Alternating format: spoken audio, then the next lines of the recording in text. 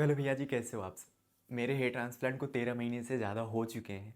और सच बताऊं तो इस 13 महीनों में हेयर ट्रांसप्लांट ने बहुत कुछ दिया है। आज मैं बालों के साथ घूम रहा हूं just because of hair transplant. बहुत सारे लोग का आज डाउट भी होता है आपका, जो मैं क्लियर करूंगा आज की इस वीडियो में, कि हेयर ट्रांसप्लांट कितना सक्सेस होता है, कितना पेन होता है, कितने टाइम तक रहता है।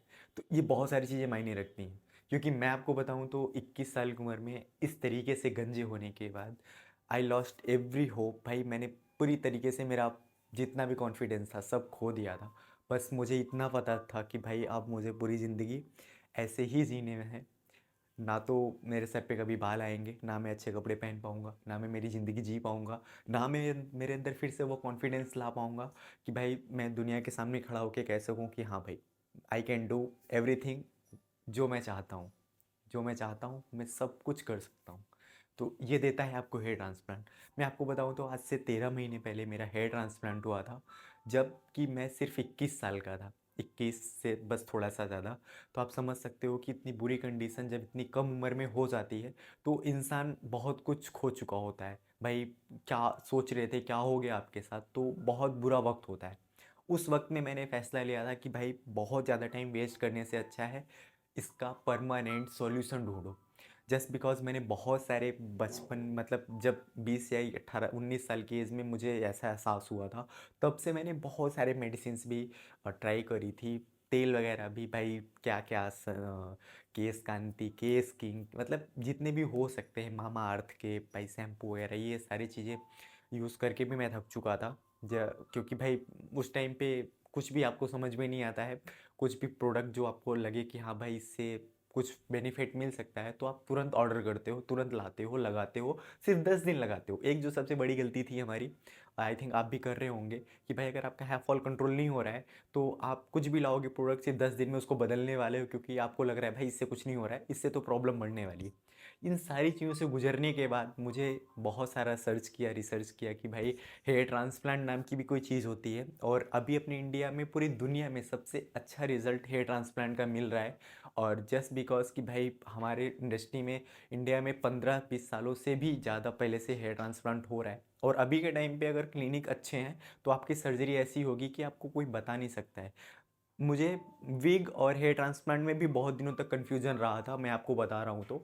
क्योंकि विग में बहुत हाई डेंसिटी मिलती है, आपको ऐसा लगता है भाई कि बस बाल ही बाल हैं सर पे। लेकिन उसका जो एक मुझे ड्रॉबैक लगा था भाई, कि मैं अंदर से जो कॉन्फिडेंस खो चुका हूँ ना, वो आ तो जाएगा बट मैं उस डर के साथ उस कॉन्फिडेंस को बाहर नहीं ला पाऊँगा कि बस कोई चूतिया सा बंदा है और हमारे सर में हाथ डाले और खींच ले भाई। तो ये डर भाई मुझे था कि भाई नहीं, अगर 20-15-20 हज़ार में विग भी आती है और वो खर्च करने के बाद भी मैं गंजा रहने ही वाला हूँ, तो उसका कोई मतलब नहीं बनता है। तो एट द एंड लास्ट में सोल्यूशन मेरे को लगा भाई हेयर ट्रांसप्लांट, जो कि परमानेंट नेचुरल ऑप्शन है। क्योंकि मेरे पास डोनर भी बहुत अच्छा था।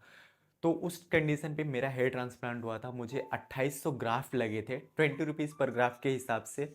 तो ये था एटलीस्ट, मिनिमम बोला जाए तो 50,000 तक का मेरा खर्चा आया था। तो ये था जो भी सर्जरी की टाइम पे। आज के टाइम पे मैं बताऊं तो मेडिसिन मैं बता दूं जो मैं यूज़ कर रहा हूँ, कि 13 महीने के बाद लोग का भी ये डाउट होता है कि भाई कितने सारी मेडिसिन खानी पड़ती हैं, कितने वक्त तक खानी पड़ती हैं, और हमें कब तक खानी पड़ती हैं, क्या पूरी ज़िंदगी खानी पड़ती है। तो ऐसा कुछ भी नहीं होता है। नॉर्मली जब शुरू के टाइम पे आपको पीआरपी वगैरह लेनी रहती है, 1 2 3 पीआरपी जितनी आप ले सको मिनिमम, ज़्यादा से ज़्यादा, वो बेटर होता है। साथ में आपको मिनॉक्सिडिल दिया जाता है, जो कि भाई हेयर ग्रोथ के लिए बहुत बेस्ट ऑप्शन है। कहीं भी आप जाओ तो फर्स्टली आपको डॉक्टर रिकमेंड करता है। सेकंड आ जाती है, अगर बालों में बहुत ज़्यादा पतलापन है तो फिनिस्टाइड यूज़ करनी चाहिए आपको।